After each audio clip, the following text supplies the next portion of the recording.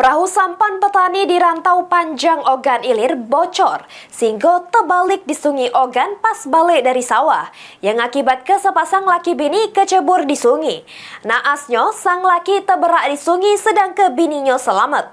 Tim SAR gabungan yang melakukan pencarian berhasil menemukan korban namun sudah tidak bernyawa lagi.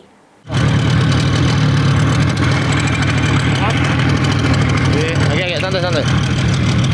Lagi video juga lagi jalan. Pencarian di hari kedua, tim SAR gabungan yang terdiri dari Basarnas Palembang, TNI Polri, BPBD Ogan Ilir beserta masyarakat setempat berhasil menemukan petani atas nama Hussein 60 tahun yang terberak di Sungai Ogan. Kejadian bermula pas korban Hussein bersama bininya bernama Rosita menyeberangi Sungai Ogan guna ke perahu sampan sesudah dari sawah. Pas di tengah sungai, perahu yang mereka tumpangi bocor sehingga terbalik. Masyarakat setempat yang selik kejadian tersebut berupaya menolong. Sang bini berhasil diselamatkan oleh masyarakat, sedangkan sang laki hilang terberak karena derasnya arus sungai. Tim SAR gabungan temukan korban mengapung jeruk keadaan meninggal dunia dengan radius sekitar 15 km dari lokasi awal kejadian, tepatnya di Desa Sungai Lebung Ulu, Pemulutan Selatan Ogan Ilir.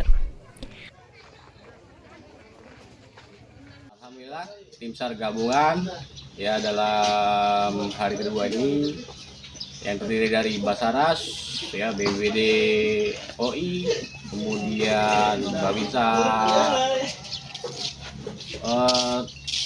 Rantau Panjang Ulu dan dibantu masyarakat setempat ya telah berhasil menemukan korban. Korban ditemukan kurang lebih pada pukul 15.45 waktu Indonesia bagian barat ya dengan kondisi mengapung ya. Korban atas nama Bapak Husin umur 60 tahun ya.